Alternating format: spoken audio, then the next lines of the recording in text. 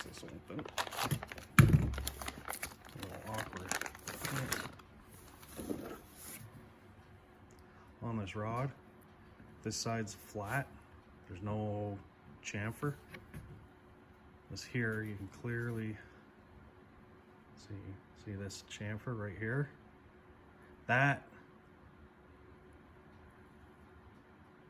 goes to the outside of the journal. And the way the pistons are arranged on the rod journals are a common journal, but it'll be an even and an odd on a journal.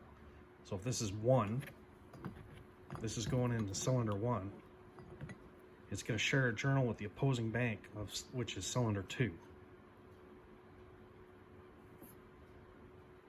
So then what that means is when you're facing that bank of cylinders, the chamfer, when you've got it on the piston, so I have this one would actually work for cylinder 1. I have the chamfer to the left. So if you assemble them with the reliefs up like this, so towards the lifter valley in the block, so just make that up, the reliefs up, for your valve reliefs up, put the chamfer to the left, you will always be correct. And then you just figure out where you're going to put them.